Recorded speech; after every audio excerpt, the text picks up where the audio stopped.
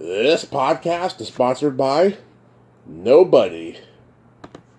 Hey babies, this is Lar Park Lincoln, Tina from Friday the 13th, Part 7, The New Blood. And you're listening to Tommy Throwback Kovac on Splat from the Past. Hey Bad News Crews, Tommy has a joke for you. Hey dudes, welcome to Splat from the Past, the only 80s themed horror and sci-fi show where things can get totally radical. Now I am so excited for today's show because I will be talking to Kerry Noonan. She is returning. She holds the record for the longest gap between first and second appearances on the podcast. You all know her from Friday the 13th, Part 6, Jason Lives. And today she is returning. We are going to nerd out on the entertainment of our youth. We're going to talk about film, television, and music from our childhood. I'll ask her how teaching is these days, maybe a little bit more minutia on Jason Lives, and it's going to be a great conversation today. I cannot wait. After I interviewed Stephen Porter a few weeks ago, Carrie heard it, and she loved it, she told me, and I was like, hey, you want to come back on and nerd out? And she said, sure. So I am pretty excited. I went back and listened to the first interview that we did back in 2017. Man, I have come a long way since then as an interviewer. I sounded like every amateur podcaster out there today. I'm a little embarrassed, but you gotta start somewhere. I'm glad I found my voice. I dropped my throwback persona, and I am my most authentic self. So yeah, here is my new interview with Kerry Noonan.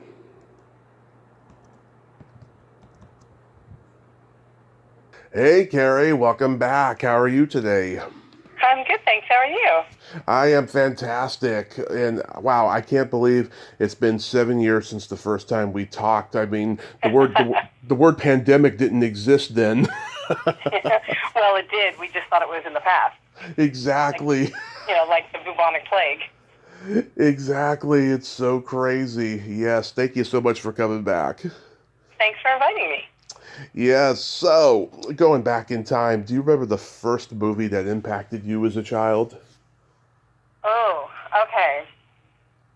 All right, I'm really bad at, having just one answer to things, so true to form, I'm going to have two answers. Go ahead. The first one was the first movie I ever went to, and now remember, I'm old, so, movies were only in movie theaters or on TV. There was no VHS yet, there was no, video rental or anything.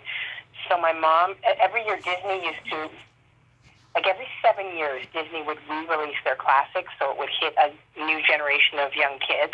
Right. So they released Fantasia the year I was 4. They re-released it. And my mom took me to see that in the movie theater.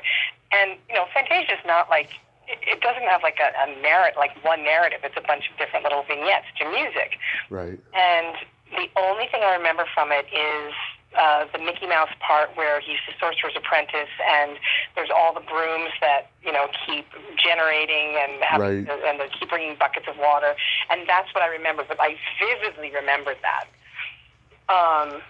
And then the next year, when I was 5, of course, I saw Mary Poppins and Sound of Music, which generated my lifelong love of Julie Andrews, and I wanted to be her when I grew up. And I knew all the songs, and I loved this movie. And with Sound of Music, it used to come on TV later every year. I've watched it every year. My sister and I can quote it. And we loved it so much. But I remember with Mary Poppins, because I also love the books, and I used to pretend to be Mary Poppins. When I was about 8 or 9, I have a little sister, and I would go outside. I would put on my raincoat and a little hat. And I would come to the door and do my version of what was probably a really bad British accent. And I would say, hello, I'm Mary Poppins. I'm here to take care of your little girl. And if anybody called me Carrie, I would get mad. I said, I don't know who that person is. I'm Mary Poppins. So I was obsessed with that. And I was obsessed with Sound of Music. So, those are the ones that I think impacted me the most. Oh, that is so awesome. Yeah, I used to, dress up and imitate the characters I loved on TV and stuff. So I totally relate. Oh, yeah, go ahead. Yeah? So I totally relate. Yeah, I love Julie Andrews. My I had my hair cut like her even for a little while when I was a little kid. Mm-hmm. And my sister and I, like I said, we would watch Sound of Music every year. And as we got older, we began to quote all the Baroness's lines because she's like wonderfully dryly kind of bitchy. Yeah. And so we would always quote each other things like, why didn't you tell me, Max? I would have brought my harmonica. Or haven't you ever heard of a lovely little thing called boarding school? Or something long and cool, Georg? We just love that movie. And when I was shooting Friday the 13th, they always used to air it at Easter, and we were shooting over Easter, and my sister was living in New York at the time. And so she was like maybe 21, and I was like 25, 26. And so I paid for her to come down to be in Covington, Georgia with me for Easter weekend because she had off. Yeah. And so she was staying with me in my little motel room where they had us, and it was Sound of Music. And we invited Renee Jones over because she said, "Oh, what are you guys doing tonight?" I said, "Oh, we're watching Sound of Music. It's on TV." And she's like, "Okay." And she was not that into it. And she came over and she thought we were the biggest weirdos because we're like jumping on the bed and we're quoting all the words and we're singing the songs and we had microwave popcorn. And she left early, I think, because she just thought we were being really geeky. That's awesome. I love that. Yeah, Back to the Future was the first movie that impacted me as a kid because, like a lot of people who love that movie, I've always had that fantasy of going back in time and seeing my parents in high school and finding out why they're so fucked up and I'm so fucked up. That's why I think that movie is loved by so many. What genre did you gravitate toward the most? At what age? Oh, just, throughout childhood. Throughout childhood, well, I always loved the classic Disney things. I also loved old movies, and because I used to watch them on TV, like especially if you were sick and you stayed home, there was like the 11 a.m. movie, which was always old movies. Yeah. And I loved, when I was a teenager, That's Entertainment came out. And my best friend in high school and I watched that, and we became even more obsessed with like MGM musicals. So I liked old movies. I liked character-driven things. I also liked historical dramas. I love a good costume drama. Despite the fact that I've done a couple of horror movies, I've never liked horror. I don't like slasher films. They freak me out.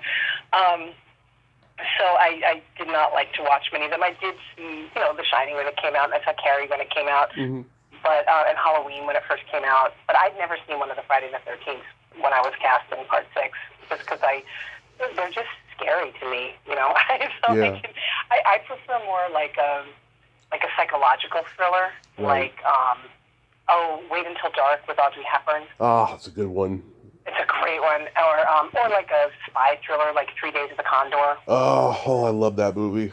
Yeah, I love that movie too. And so, like, if I'm going to go for, something that's going to scare me, sometimes I tend to go more towards that than I do towards, although my husband now, he really likes horror movies, so we have to find, like what are the ones that we could watch together? Like, they can't be too gory, or I don't want to see it. So we have to, we're always looking for what are the ones we could see together. My sister loves horror movies too.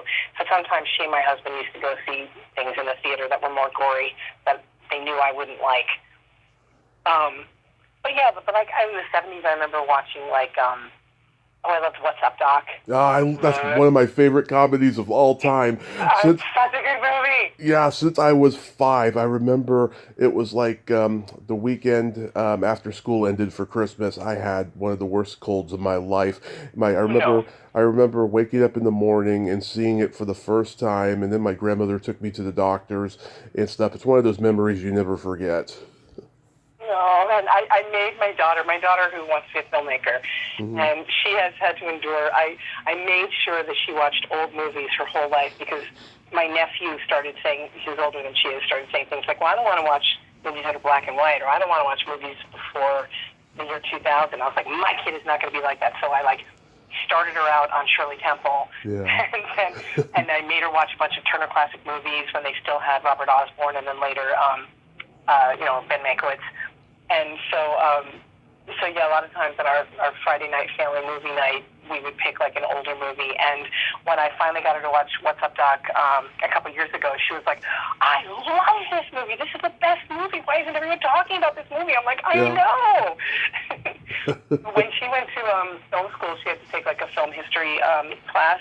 Yeah. She used to say to me she didn't want to watch the intros by Robert Osborne or Ben Mankiewicz. Yeah. And I would always insist that I wanted to see those. I wanted to see what they said.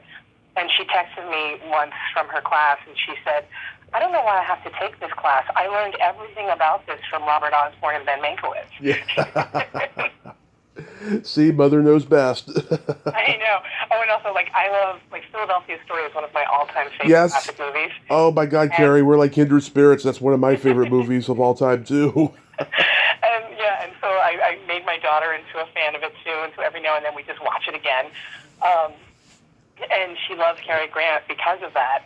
And again, in the same class she was in about the history of film, she told me that they were learning about screwball comedies, and she's like, "I know about screwball comedies. You have to tell me this." And then she was going to watch one that she hadn't heard of, and she was rather dubious about it because why aren't they watching one of the good ones? And then she saw the credits come up. They come up first in the old movies.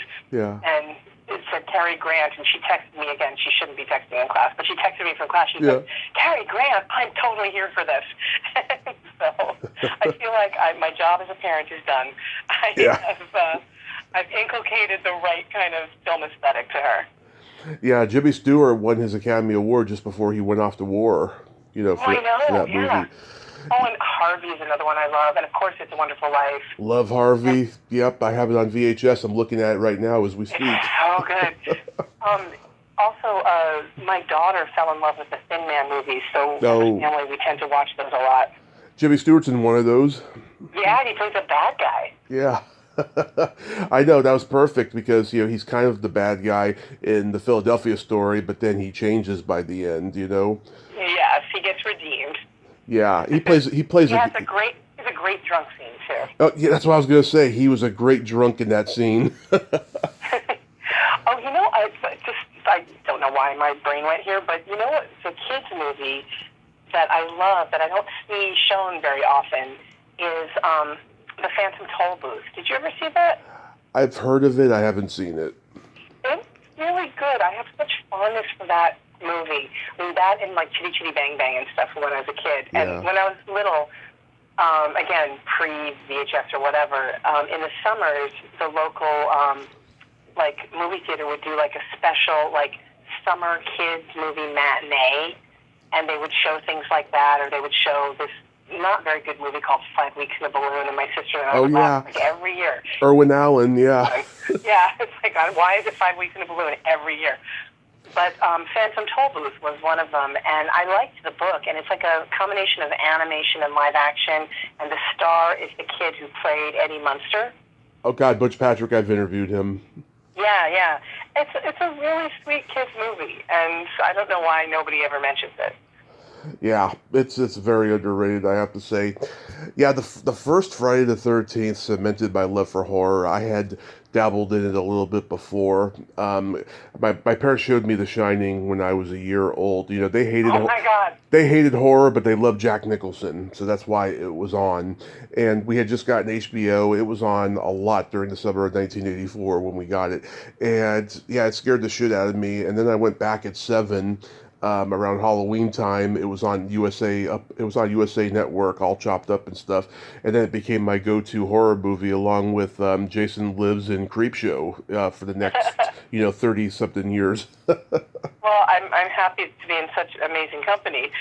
Yeah. But The Shining's a great movie, although it is different from the book. I really like reading Stephen King, but then that's because I can put the book down if I need to. But the visuals, I just think that as a 7-year-old, I don't know what I would have done seeing the visuals in The Shining. Didn't that stick with you? And obviously it did. Yeah. Well, the things that scared me the most, that kid, Danny, I don't know, he was a little scary to me, so young and stuff. In fact, when Brian Bonsall came on Family Ties as the younger brother Andy, I thought he was Oh, Danny. yeah. I forgot it was him. They looked very similar. Yeah, I thought that was him at first. It scared me. That's so funny. Yeah, and it's funny, Jack Nicholson did a couple movies that were based on book. One Flew Over the Cuckoo's Nest, which is my favorite movie, Oh, yeah. Oh, that's... probably of all time. That movie, that book is way different than the movie, and the stage play too. And another one. Oh wait, did you ever see? I'm sorry, I'm changing subjects, but did you ever see they did like a TV series, not series, but like what used to be like a I don't know, special event, whatever. It had several episodes. They did a remake of The Shining. It was closer to the book. Steven Weber, yeah. Yeah. What do you think of that? To me, Jack will always be Jack Torrance. I've never been a huge Steven Weber fan. I mean, I've gotten into the show Wings a little bit later in life, but at the time, I was just like, I don't care for this. I agree it is not the work of art that the Kubrick film is, but the things that I thought worked a little better in my mind in telling the story is that, like, if you cast Jack Nicholson, you know he's going to go off. Like, that wasn't a surprise, Yeah. But it sort of makes the alcoholism more important. Yeah. And which I think is an important part of that story. And also, the wife was, as she is in the book, much more proactive and less a victim. Yes. Which I thought was important. And again, Kubrick was going for something different. But I sort of saw them as like different takes on the same thing. It's like when I see different versions of Shakespeare plays, people have their own vision. Yeah. It should be. I think if another actress had been cast besides Shelley Duvall, she would have been less of a victim. But just Shelley Duvall had that way about her, where she had to play the victim in The Shining, But I also feel like I think that's what Kubrick wanted, and that's why he, like, apparently according to the stories, he he treated her so terribly. Yeah. Because he wanted to break her down, so she was having a breakdown just like as he saw the character having. So I don't think it was due to Shelley Duvall's, talent or not talent. I think that's what Kubrick wanted. He saw that. That was part of his vision, I think. Yeah. The best role I ever saw Shelley Duvall do as far as drama, she did a movie, Robert Altman, Sissy Spacek, called Three Women. Did you ever see that? I was just going to say, I was thinking, I bet you're going to say Three Women. Yes. Yeah, that was I love Sissy Spacek, too. Yeah. I love her. Yeah, she was great. She was making a comeback the last few years doing conventions, and she did a low budget horror movie. I was going to try to attempt to get her on the podcast and stuff, and I know some other people who almost did as well, but unfortunately, it never happened. Where are you from originally? That's a hard question. I was born in Manhattan. Mm-hmm. I spent the first 3 years of my life just outside of New York City in Westchester County. Mm-hmm. And then we moved to Matawan, New Jersey, which is kind of Springsteen country. Yeah. And then I was there from when I was 3 to when I was 8. And then when I was 8, we moved to a suburb of Detroit. And we lived there till right after my 10th birthday. And then we moved back to New Jersey in the same kind of general area in Middletown. Mm-hmm. And then when I was 13, we moved to Los Angeles, and then I was there up until 2008. My dad was in the record industry, so we moved around depending on his jobs. Like when he got a job with Motown, that's why we moved to Detroit. And then he got another job back in New York, and then he went with Motown again, and in 73, they moved their headquarters to LA, so that's when we moved to LA. Okay. Did you ever see like a local horror host on TV in any of the places you lived? Well, I remember Elvira. Of course. But I didn't really tune into those things. Mm-hmm. So I wouldn't have been watching them. Like maybe the old 1930s Frankenstein or something. But that would have been on like the Channel 11 that played the $1 Million Movie, which was like the old movie. Oh yeah, oh yeah. I know about the $1 Million Movie. You know, it's funny. They had trouble getting licensing to a lot of movies back when it first started, so they would show the same movie over and over again Oh for yeah. like a week. Oh yeah. Yeah. Well, I remember you were saying when your family first got HBO. I remember when I in 1974, because it was the year my parents split up. So that's why I know when it was. We got like the first cable channel, and there was a box on your TV, and you had to manually flip a switch to put it onto the cable channel. And I can't remember what the cable was. It might have been HBO. But they had very few movies, and they played them over and over again. And one of the movies they were playing the summer that we had it, before my parents split up, was Phantom of the Paradise. Love it. My sister and I were obsessed with this movie. We watched it over and over and over and over. Love it. Yeah. I've talked to quite a few people from it, including all three of the Juicy Fruits. That's awesome. Yeah, it's one of those cult classics like Rocky Horror that I could just watch over and over again. Yeah, it's weird. I'm ashamed to admit this, but I never did the thing that all my friends used to do, which is to go see a midnight showing of Rocky Horror and go through the whole, acting out stuff. I just heard about it. I mean, I've seen the movie, but I didn't see it until I was in my 20s. And so I feel like that was like a big cultural moment for a lot of people my age that I just kind of was like way behind on that. So I feel sad about that. But I have seen the movie several times, but I never had that experience. Yeah. Do you remember your first drive-in experience? Yes, I was 5. And I remember it because I had shut my mom had taken me on errands that day, and I'd shut the dry cleaner door on my toe. Oh. And it was really painful, and my parents put me in my pajamas, and they took me to this drive-in, and they were seeing something like Goldfinger. It was like a James Bond thing. Yeah. And not only was I not into it because I was 5 and it wasn't Mary Poppins, but also I was just sitting in the back and whining about my toe, and my mom kept trying to distract me and give me Cracker Jacks or whatever, and I just was bored. I didn't want to be there. It wasn't interesting, and my toe hurt. So that was my first drive-in. What was yours? Oh, when I was 2, my parents took me to see Weird Science and Rambo 2. And oh my God, Rambo!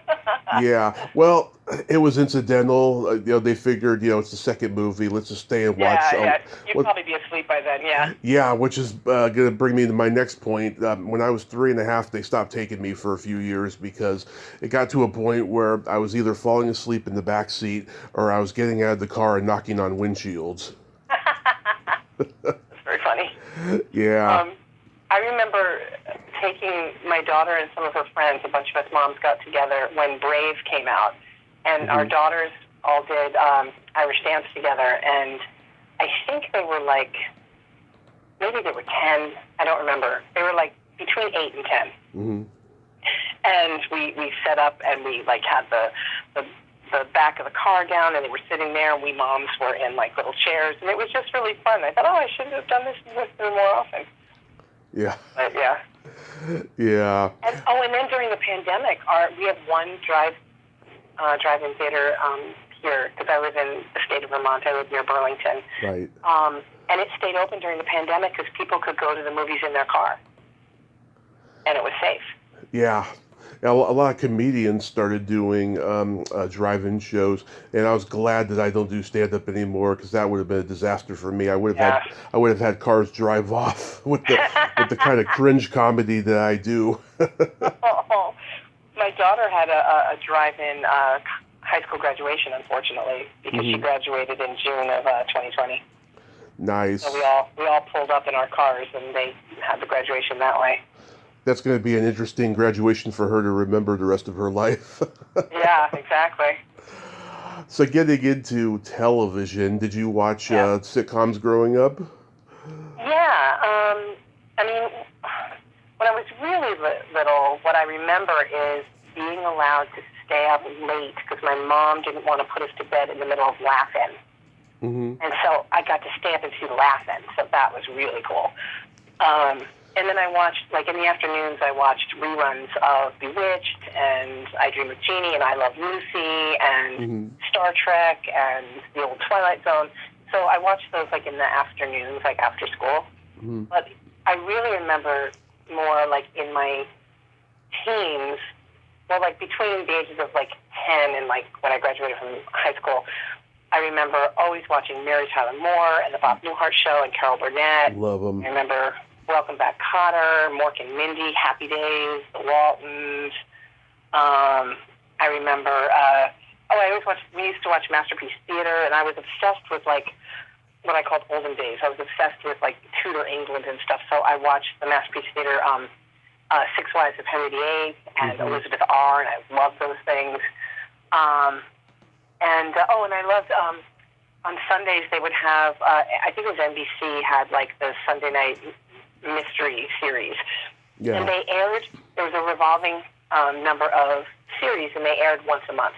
Right. So Columbo and Macmillan and Wife, and one that only lasted for like 2 seasons, which I loved, and my husband got me those DVDs of them a few years ago, The Snoop Sisters. That starred Mildred Natwick and Helen Hayes.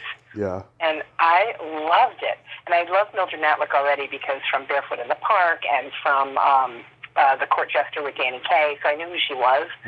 But they played like these two elderly sisters who solved crimes, and I thought that was so awesome.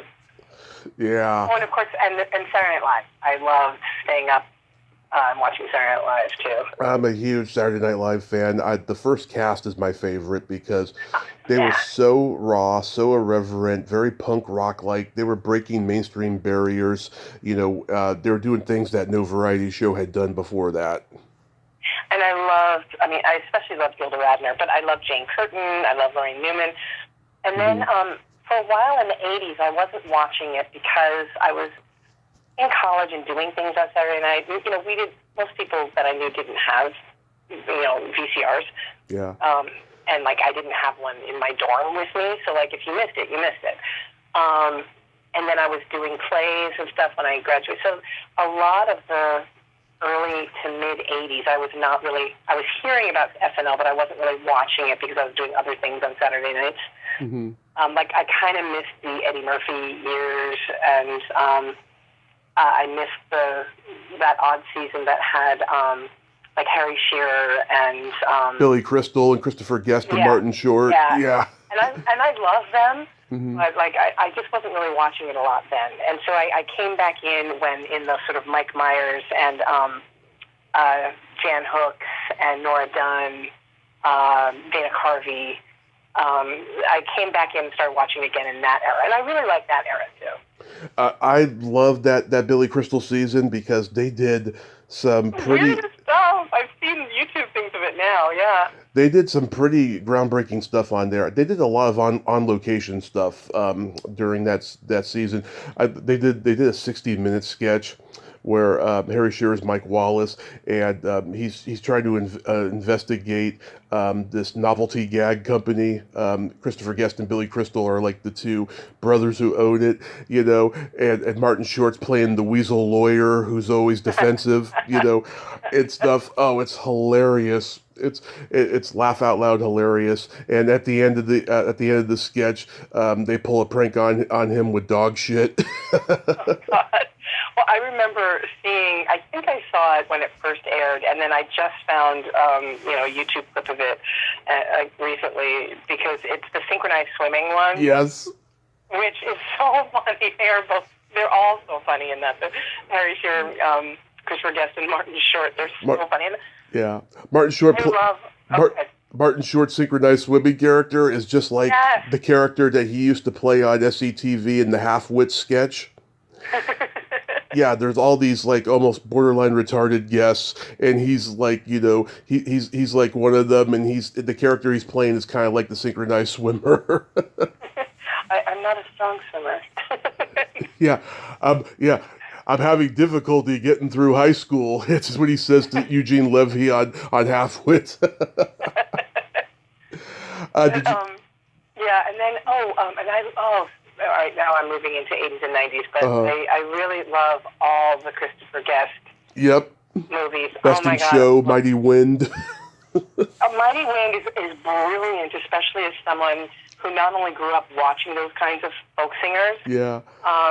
And watching and loving them, but also as someone who, I was in a traditional Irish band, and so like also kind of participated a little bit in that world. So it's just so spot on and so funny. And Waiting for Guffman, as a theater kid, I love Waiting for Guffman so much. That was the one that launched Christopher Guest as being, the big improv movie director and stuff, long after Spinal Tap. I love Spinal Tap, too. Oh, that's hilarious. It's dead on, There's people in the heavy metal world that are offended by it, and then there's ones that absolutely embrace it, Because just like Mighty Wind, it's so spot on, right? Yeah, they really did their research. Did you watch Batman? I watched the TV show when I was little. I remember it was a big thing. I was like in second grade, and everybody had a Batman lunchbox, and we all ran around singing the Batman song. I think I watched the first 2 movies, but I never really have gotten into the Batman movies, and I know people love them, and I keep saying, no, someday I'll sit down and just watch them. But unfortunately, I'm a bad moviegoer. I have not really seen them. I've seen snippets, Well, the first one with Keaton and Nicholson's the best, in my opinion. Yeah. I love it. I was obsessed with it as a kid. How about the Monkees? Oh, yeah, I forgot. Yeah, I used to watch the Monkees, too, yeah. Because I love the Beatles, see. Yeah. I was a big Beatles fan, because my dad was in the record industry. We always had the radio on in the house. And when I was 4, my parents took me to a Beatles concert. Ooh. Oh, my God, where was it? It was in Forest Hills, in the New York area. And I have some memories of this. I remember being there, and I was asking my mom, because we couldn't really hear them singing. They seemed very far away. Yeah. And of course, in those days, it was like playing on a big field, and they didn't have the sound equipment that we have now. And my mom and I could only tell what they were playing by hearing some of the girls in the audience singing along. Mm-hmm. And then all the girls were screaming, and I asked my mom, why are they screaming? And my mom said, because they're happy. And I thought that was just really weird. And then my mom said she was worried because I was only 4, and she thought, like, what if there's some kind of stampede? My kid is going to get trampled. Mm-hmm. But years later, my dad took me, because he knew how much I loved the Beatles, and my dad took me to see Give My Regards to Broad Street, which is a terrible movie. Yeah, but, I have it. Yeah, terrible movie. But my dad got invited to, like, the after party or whatever, or the premiere party. Mm-hmm. He knew I would love that, so he invited me to go along. And I got to meet Paul and Linda McCartney. Ooh. And my dad said to Paul, I took her to see you at Forest Hills. And Paul, because he's done this a million times and because he is charming, he said, oh, yeah, sure, I remember you. You were sitting over on the left, which was just funny. And then he asked me, is your dad a good dad? I said, yeah. He goes, well, that's what's important. I said, yeah. And then they started to move on to the next people, and I blurted out, can I kiss you? And he said, okay, and I kissed him on the cheek. Oh, that's awesome. My mom got to go see the Beatles at the Cow Palace in San Francisco when she was 10. Awesome. And she got to go backstage and get their autographs. Back then, not many people carried cameras, so she didn't get a picture with them. She wishes she had. But my uncle, Fred, who's my mom's older brother, he accidentally threw the autographs out at a certain point. And to this day, she will not forgive him. Somewhere, and I don't know what happened to it, because we moved around a lot, and then I also have moved a lot in my life, so it got lost at some point. But I had a little plastic doll with a big head. Today it would be a bobblehead, but they didn't have bobbly heads then, but it was a plastic head of Paul McCartney, and he had like doll hair and like a little guitar. Yeah. And I don't know what happened to that. At first, my favorite was Paul, and then later, John was my favorite. And now I just like all of them. Did you watch the Kroft Brothers shows? Oh, I loved HR Puff and Stuff. Yeah. In fact, I secretly call my car right now Witchy Poo. It's a pumpkin color. And, I love that. I didn't really like A Sigma and the Sea Monster. Yeah. I didn't really like Banana Splits that much. I mean, I would watch them because they were on. Land of the Lost was my favorite. Which one? Land of the Lost. Oh, yeah, I forgot about that one. Lidsville was a weird one. I swear the writers were high when they wrote that. Oh, they were. They were. I talked to Sid Croft last year, and it was snowing in California. It was a rare snow day. We had a shitload of technical difficulties. I spent about 10 hours editing all the difficulties out. But, oh, but like, I saw the H.R. Puffin Stuff movie that they did right after the show was canceled. no. Oh, right, yeah, I think I saw that too. Yeah, Mama Cass Elliot plays a witch in it, and I asked him, I said, how did Mama Cass get to play a witch in it? And he says, she was my neighbor. That's so funny. I love Jack Wilde. I thought he was so cool. Yeah, that was a tragedy there. A lot of those guys had tragic endings in, like, 60s, 70s television. You get so recognized as a character, it's hard to break out of it, and then they resort to drugs and all that. It's sad sometimes. Yeah. I used to watch Here Comes the Bride with Bobby Sherman. I never saw that. Oh, I love that. It was kind of, in a way, it was kind of based on the musical Seven Brides for Seven Brothers. It was very similar. There were these, like, brothers who lived in Seattle, and they got some mail-order brides, and, hijinks ensue. But Bobby Sherman became the heartthrob on that. And then my dad was president of Metro Media Records when he became their big recording artist. Mm-hmm. And so we lived in New Jersey then, and Bobby Sherman was coming to the Garden State Art Center, and so we got tickets because my dad was hosting the after party at our house, and nobody in my fourth grade classroom believed me that Bobby Sherman was coming to my house. Yeah. So they all asked for autographs to prove it, and I had told my dad, some kids in my class want autographs, and he was like, oh, okay. And he was thinking like 3, and so. Bobby Sherman is at our house. He was being very gracious, and he took some pictures with us and everything. And then my dad said, my daughter would like you to sign some autographs. And he goes, oh, sure. He said, how many? And I said, 33. And my dad, I think, wanted to sing through the floor. But Bobby Sherman was very nice. He signed all of them. And then I brought them to school the next day, and all the boys in the class ripped it in half because they didn't want to, say that they were, fans of Bobby Sherman, because that was a girl thing. Mm-hmm. And I was just like, you could have looked at hers, I didn't have to, I could have gotten 15 instead of 33, but he was very, very nice about it. But yeah, I already knew who he was before his recording career, because I watched Here Come the Brides. Yeah. I watched shows that you guest starred on, like Taxi, and I'm curious to know, did you get to witness any of Andy Kaufman's antics? Not really, except, he and I didn't have any scenes together, but he did have an entourage in his dressing room. Mm-hmm. And I remember, I was in, where the guest person dressing room was, down the hall. Yeah. And I saw him and, a woman in a sari and a bunch of other people sort of, walking after him down the hall. And I just thought, oh, I wonder what that is. Yeah. But I don't know if it was a bit he was doing, or I don't know. Probably. Yeah. Probably. Well, Judd Hirsch was really nice. He gave, I'm sure he did this for all the guest stars.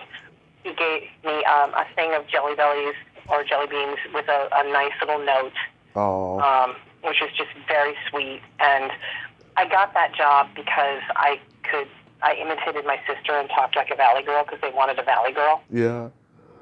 And then they cut it out. Because it made no sense. But because you see him sit down next to me, I appear on camera, I still get residuals of a penny every now and then from that. Yeah, that's awesome. Family Ties? Yeah, no, that was good. But when I got the job for that, I had never seen the show because it was the first season. And in the 80s, I didn't watch a lot of television because I was in a theater company with a bunch of my friends, and we were rehearsing and putting on shows every night. So there were, and again, you had to watch stuff when it was on. So I didn't always see a whole lot of the TV shows that were big in the 80s, and so I hadn't seen Family Ties, and I got the part of this Catholic schoolgirl who's on a quiz show, and I got there, and I'm just sort of waiting. I knew that I'm trying to find the assistant director because that's the person who's going to tell me where to go and everything. And this man comes up to me and we're chatting and he's being so friendly. I'm like, oh, he's a really nice first AD. That's cool. And then we sit down for the table read and I'm like, why is the really nice first AD reading the part of the dad? And then I realized, oh, that is the dad. Yeah. And then I thought, okay, from now on, make sure you watch an episode of whatever show you're going to work on so you know who everybody is. Learning experience. So I made sure to do that after that. My friend Carlos was also on that episode, coincidentally. We were in the same theater company together. But yeah, so I never really watched The Cosby Show. I never really watched Facts of Life or Family Ties or, I don't know, a bunch of the stuff that was popular then. Though I never even really watched Cheers, although I saw it a couple times. Yeah. Like my mom was a huge fan, and I never saw Golden Girls. I've seen some of them in reruns. But in the late 80s, I became obsessed with the show 30-something. Oh, yeah. Used to watch that. And I loved it. And I was like, oh, I am just too young, because I was in my late 20s. I'm just too young to be on that show. And one time I got an audition for it, and it was a time travel one. I'm like, I'm the go-to time travel girl for TV shows, because, I had done the Twilight Zone episode where I was a person in the past, the boy in the present, and I had done Mr. Belvedere, where I played an Amish girl. Oh my God, I interviewed Tracy Wells last year. We talked about that episode. Oh, you did? Oh, very cool. Yeah. It was. Obviously they did the episode because Witness had come out, and I love that movie, Witness. And when I was a kid, I really was intrigued by the Amish. So I'd done all this reading about them, so I was telling them how to style my hair for it and everything. So I had a lot of fun on that show. But the costumes they rented me from Western Costumes, they were all Kelly McGillis's costumes from Witness. They had her name in them. I remember you telling me that the first time. Yeah. Yeah, about a year later, there was an episode of Sledgehammer that was a parody of Witness. Ann Ryerson, who was also in Jason Lives, she's one of the paintballers. She and David Rashi were in Second City together, so she got hired because of him, and she played the Amish girl in that. And God, she was a beautiful Amish woman. I told her she was more beautiful than Kelly McGillis and stuff. Yeah, you're equally as beautiful, I have to say. Oh, well, thank you. That's very sweet of you. Of course. So there was, so anyway, so I thought, okay, I am like the person in the past in TV shows. I can do this. And it was for an episode where Hope finds this chest up in the attic, and it's like letters and stuff about a woman in the 40s who's in love with this guy, and you sort of see it in flashbacks. And I'm like, oh, I can totally do this. So my agent sent my reel to them, and they didn't call me in. I was like, God. And then I talked to my agent. I said, they want me? They said, well, you didn't seem ethereal enough. And I was like, okay, challenge accepted. I can be ethereal. So I said, well, I'll go pick up my tape. And so I went, and I wore this sort of Victorian blouse, and my hair was permed at the time, so I put my hair up with little tendrils coming down, and I'm like, in my head, I'm like imagining light emanating from me. And so I go down, and I said, oh, can I pick up, I'm here to pick up my tape. And they said, oh, okay, can you wait a minute? I have to go in and get it. I said, oh, that's fine, I'll wait. And so then they got it, and I'm just being like as ethereal as all get out. And then after that, I got called in for the audition. But I didn't get the part because I made it to the last moment. But at the end, the director went instead with someone that he'd already worked with before, which, I can respect. But that was my one chance to be on the show that I was obsessed with. Oh, yeah. My mom and I used to watch China Beach. How was that experience? Oh, that was really cool. Those were like little movies. It was a very intense set because they would routinely go shoot from 6 a.m. till 4 a.m. the next morning. And I didn't really get to talk to Dana Delana much except on screen because she's in every scene, so she was really working hard. But they were nice, and one of the episodes I did was directed by Diane Keaton. Oh, yeah. And I loved her, and of course in my fantasy world we were going to become best friends. But that didn't happen because it was one of the first hour TV shows she'd ever directed, and her dad had just died, so she was not gonna sit and chat with me. Yeah. But she was really great. I loved working with those people. It was really wonderful. And, yeah, I was so glad to be part of that because I thought it was such a good show because I used to watch that one too. And it just was really great writing, great characters, really good everything. I thought. And I had seen Diane Keaton's. Did you ever see an early movie she directed called something about heaven? And it's basically a bunch of old film clips about what the afterlife might be like. No. Wow, that sounds interesting. It's really cool. It's very experimental, and I had seen it, and I wanted to talk to her about it, but we didn't get a chance. She was the female lead in my favorite romantic comedy, Annie Hall. Oh, Annie Hall is wonderful. Yeah. I love Annie Hall, and I also love When Harry Met Sally, which is an Annie Hall homage. Yeah. I think. I love that as well. It's great, yeah. When you were on Knots Landing, did you work with Lar Park Lincoln? I don't really remember. I was in scenes with two people, and I don't remember who they were now. Yeah, because there was the guy I was supposed to be involved with, and then I had a scene with one of the female leads, and I'm sorry, I don't remember who it was. Okay, yeah, she's Tina in Friday the 13th Part 7, the lead, and she's been on here 5 times. I'm the only podcast she'll do once a year because she loves how candid and real I am, and we talk about many other things besides horror movies she's done. It's a very special relationship we have. Oh, that's very cool. Yeah. So getting into music, do you remember the first album you ever bought with your own money? Well, all right, so here's where I am intensely privileged. My dad got albums for free because he was in the record industry. Yeah. So I didn't have to buy an album till I was in my mid-30s. Wow. So, yeah. And so I was a record industry princess in that regard because if they weren't on my dad's label, he had friends at all the other labels, and so he could get me what I wanted. Mm-hmm. So it was an anomalous situation. But records that I remember, having and loving were, when I was little, Peter, Paul, and Mary, I was obsessed with them, and the Beatles. Mm-hmm. And I loved, my dad for a while worked at Columbia Records, and they do most of the Broadway cast albums. Mm-hmm. So I loved a bunch of Broadway cast albums that we had. But then when I was sort of on my own and kind of discovering things, I remember loving Joan Armatrading. I would go into these odd little things. I love James Taylor. I always loved James Taylor. Oh, yeah, my dad's a big James Taylor fan. Yeah, I got to meet him once, and I was too shy to say anything, and he was too shy to say anything. Yeah, he is a shy guy. I listened to him on Mark Maron's podcast, and he was just very reserved in that interview. Oh, I loved John Denver, too, when I was a teenager. I went through I also loved, Bruce Springsteen and Prince and, Joni Mitchell.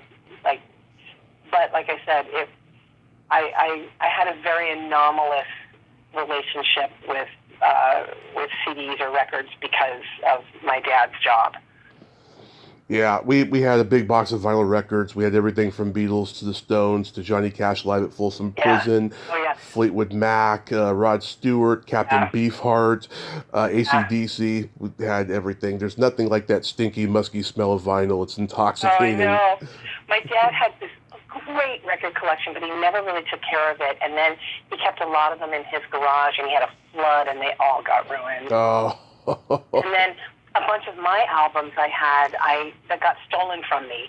I was moving things around in my apartment. I lived in this really safe building, and we all knew each other. Yeah. So while I was shifting furniture around, I had my records in a box, and I put them outside my door so I could shift stuff around. Then I went back out to get them, and they were gone. And I was like, oh, my God, because I had some original Bob Dylan's in there and British versions of the Beatles records and this copy of the original concept album of Evita before they had the show that my dad brought me from England, and I was just devastated.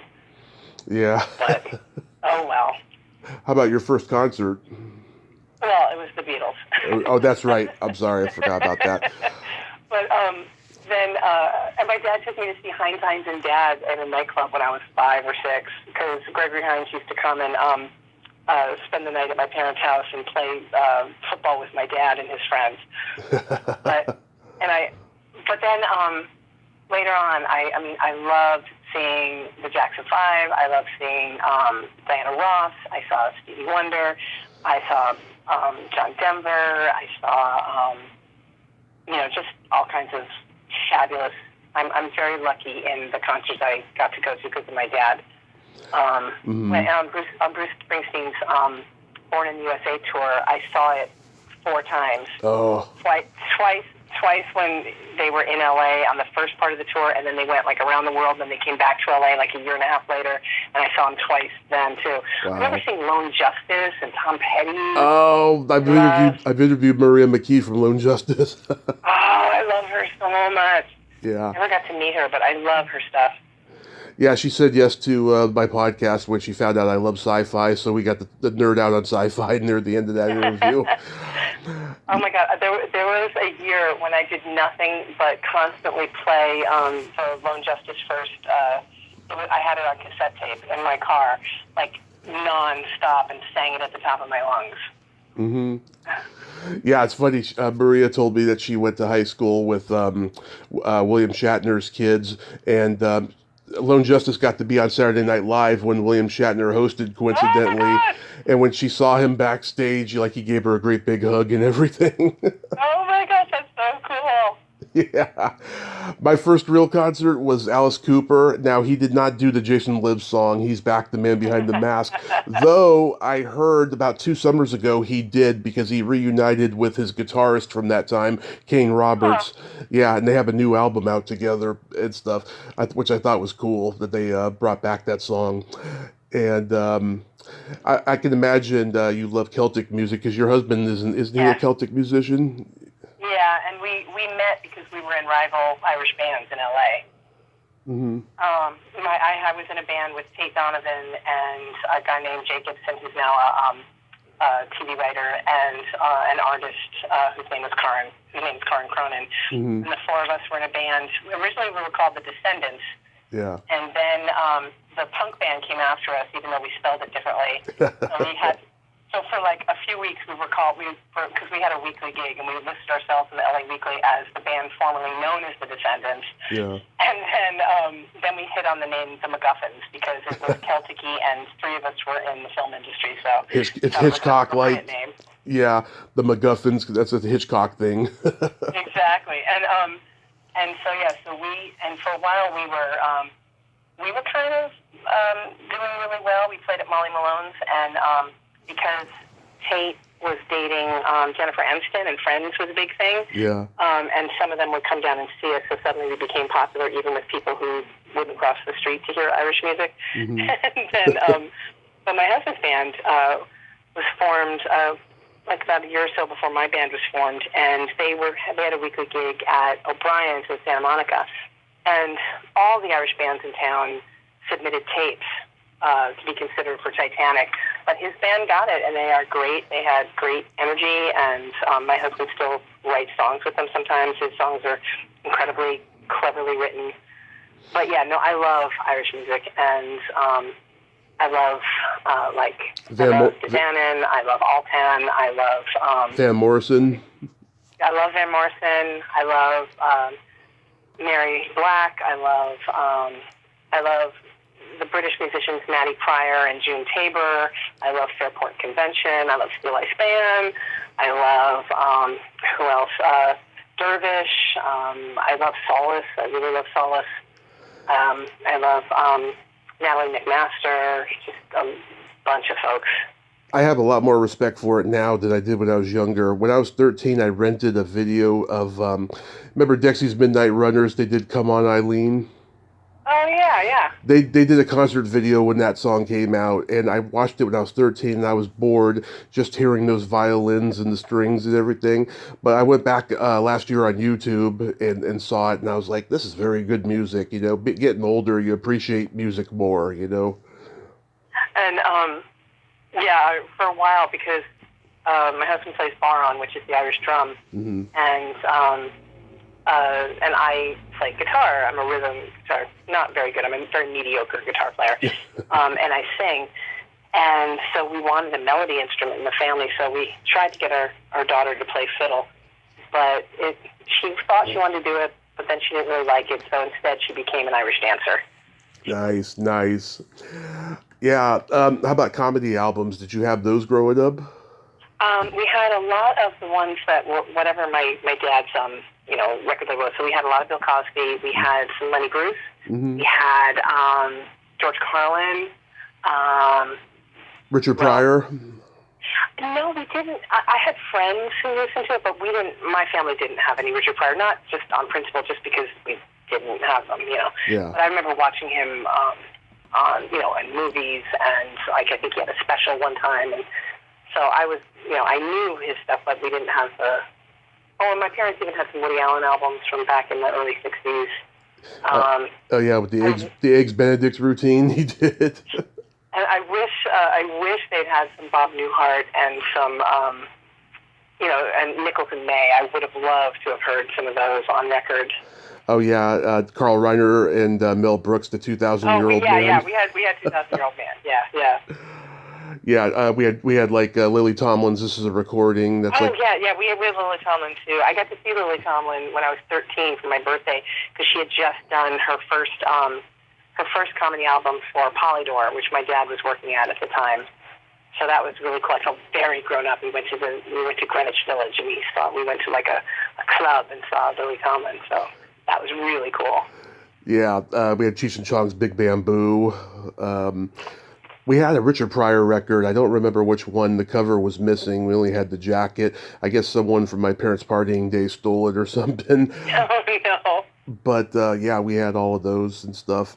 Yeah, and obviously, because I did stand up, I love comedy, so it was always a part of my life. Who are some of your favorite stand-ups? Let's see, I love Rodney Dangerfield, George Carlin, Sam Kinison, Andrew Dice Clay, Bobcat Goldthwait, Richard Jeni. God, the list goes on and on. All the edgy guys. That's cool. I have to admit, I never liked Andrew Dice Clay because he was so misogynistic, and I just couldn't bear it.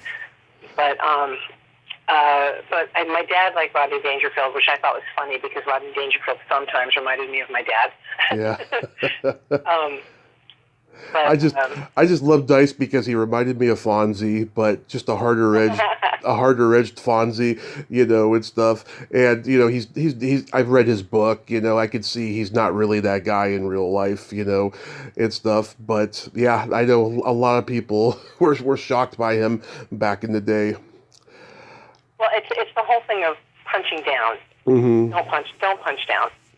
If you're going to punch, if you're going to make fun of people or say stuff, punch up, punch against those who are in power. Yeah. Don't punch against people who are oppressed or not equal in society. Yeah. Because, Lenny Bruce would do that. He wasn't punching down. He was punching up mostly. Same thing with Carlin. So how's the teaching these days? Oh, I'm on sabbatical until January, so that's cool. Awesome. Have you been doing mostly Zoom classes since the pandemic? No, I did Zoom classes because I'm immune compromised. So for the half of that semester when the pandemic first hit, and then the summer after I did a summer class, and then the whole next year, and then the summer following that, I taught only on Zoom. But then I went back into the classroom once we had vaccinations and things, and I taught masks for 2 years now. I still teach masks mostly because our classrooms are small and not well ventilated. But I've been back in the classroom for a couple of years, which is great because it's like performing. I prefer to perform live. I'll put it that way. I like to see the audience and to see how things are landing and to see what students need, because teaching online is so difficult because I can't tell when they don't understand something. Right. There's no energy in the room. Right, yeah, it's like shouting into a void, right? And and also because for equity reasons, our school would not allow us to demand that students have their cameras on, so they were mostly off, so it was like a bunch of black boxes that I was talking to, and it just felt very strange. I didn't really like it. I did the best I could, though. I worked really hard to try and get good at it. Do you see yourself retiring, or you're going to keep going? I'll keep going for a while. I still have a kid in school, and I still enjoy it. So we'll see. And also, I mean, honestly speaking, my first full-time job as a teacher, I was a part-time instructor at a bunch of different schools in LA for 9 years. Mm-hmm. But that doesn't pay all that well, and not that being a professor pays well at all anywhere. But, no. it really doesn't. But I got this job in 2008, so that's like my first real full-time job. So I'm still trying to build up retirement. Oh, that's awesome. Well, at least you're doing what you love. Yeah, and I get to direct every now and then. And I've been co-teaching the senior film class, so even though I mostly teach humanities classes, I've been co-teaching the senior film capstone, and for the last 10 years I was doing it with this great professor from LA, Julia Swift, and she was a TV writer for Hercules and a bunch of other things, and she's got great energy, and we just worked really well together as a team, and I've really enjoyed doing that. Students have a project, and then we create kind of like a professional situation where we are like a producing entity, so we give them notes, and the class gives them notes, and they have to go back and they have to retool and respond to those notes in some way, and they have to design a poster, and they have to design a press kit, and they have to they have to do all this stuff. They have to write an artist statement. And so it's just trying to help them be ready to go out there in the world, and I really, really liked that. It's been fun. Nice. You were my first interview from Jason Libbs. I've had like 10 of you on, since. I've had CJ on, Tom Fridley, Matthews, McLaughlin, Nancy, Vinny and Cindy, Darcy DeMoss, Alan Blumenfeld, Ann Ryerson. Unfortunately, I never got Whitney Rideback. Rest in peace. Yeah. So sad. I mean, I never got to meet those guys. Mm-hmm. They were finishing just as I came on. Yeah. But that's one of my favorite scenes in the movie. I think he is just so wonderful. A woman's touch. And Anne didn't even remember that line when I quoted it to her the first time we talked. She was like, I didn't do a movie called A Woman's Touch. Have you done any of the horror cons yet? I got to do one that was really great. It was like a reunion for Friday the 13th, and I was brought in for that, so it was a new experience for me. So that was really cool, and I had a lot of fun.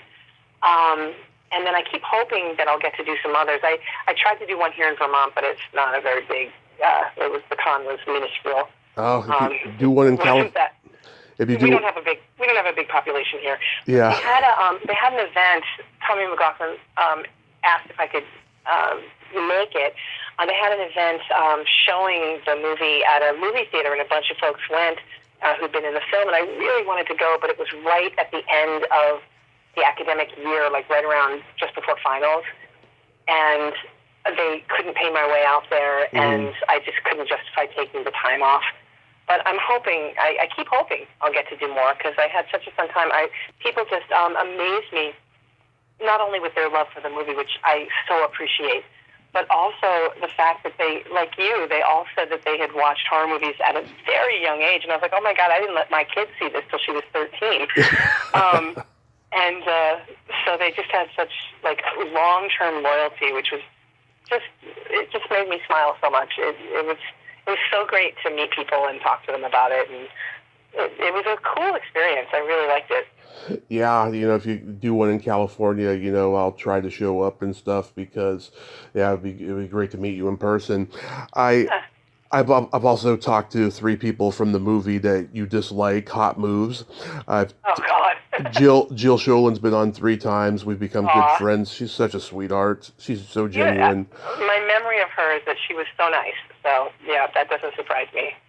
Peter Foldy, who wrote the movie, and Gail Rosenthal, who's the girl that Michael Zorich is caught with, and they get hosed down in the bedroom. Oh, yeah, I vaguely remember that. I didn't meet her. I just saw that when I saw the film. Yeah.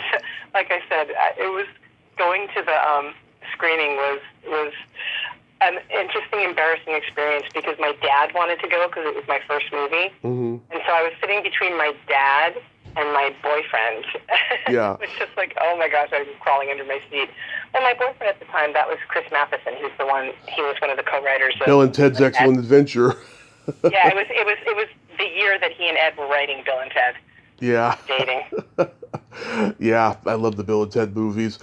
Yeah, Gail, she's like a barbecue sauce mogul now. She sent me like a sample bottle. I'll be honest. Yeah. It wasn't anything special, but it was nice that she did that for me. Yeah, that's really nice. So, real quick, we gotta play my secret silly game. This is a series of silly slumber party questions, Carrie. It's no win or lose, just pure fun. And how the game works is I ask you the question, you answer it, then you ask me that exact same question and I answer it. And feel free to comment on answers because they might be funny. Cool. Carrie, are you ticklish? I am. Nice. Are you ticklish? Oh, yes, but if you tickle me without warning, I might hit you in the groin. Point taken. Is your belly button an innie or an outie? It is an innie. Is your belly button an innie or an outie? It is also an innie. What color are your toenails painted? They are not painted. I live in Vermont, and we are quite natural here a lot of the time. Interesting. Are your toenails painted? Yes, they're clear-coated. There you go. What would you say is your best personality trait? Oh, gosh. I think I'm fair, and I think I'm supportive. That's a great quality to have, and I see it. Thank you. Yes. What do you think what is your greatest personality trait? I have empathy, and I have no filter. I like that. I'm a Gemini. I'm an Aquarius, so, air signs. Yes. My mom, she's like the first day of Pisces, or one of the first days, February 21st. Mm-hmm. Yeah, my grandmother used to call her Aquarius. She was like, I'm not an Aquarius, I'm a Pisces. If you could have anything named after you, what would it be? A library.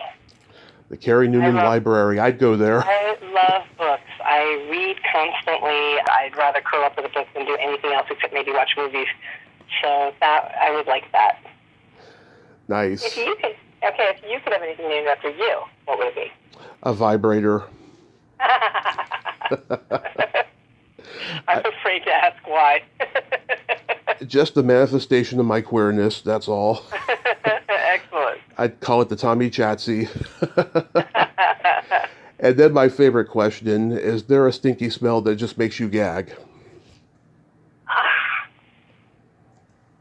Okay, so these are, again, how I hate to pick just one thing, right? Mm-hmm. So these are kind of related to me. Certain kinds of cheeses. I'm not a big cheese lover, and partly it's because to me, a lot of times cheese smells like throw up, and that is throw up. Yes, I totally agree.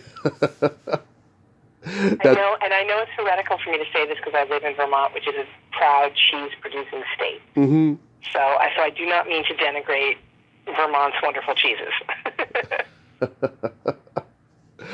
Yes. All right, so how about you? Either farts or feet. And all things beginning with F. Yes, the classics. In fact, an actress told me that I should call my memoir Farts and Feet. I think I'll put her quote as the blurb in the back. There you go. See? There you go. Great. I love it. Carrie, thank you for finally coming back on and nerding out with me today. I hope you... Yeah, this is really fun. I feel like there's just so many more movies we never even got to talk about. So, we'll have to do it again sometime. Yes, we'll do another one. And I hope you enjoy the rest of your summer. Be safe out there. And like I said, maybe I'll get to see you in person someday. Yeah, very cool. Where are you located again? Modesto or something? Modesto, California. Yeah, that's what I thought. Cool. Well, I hope you are safe from fires, and We are. I hope you enjoy the rest of your summer as well. And it was really good talking to you.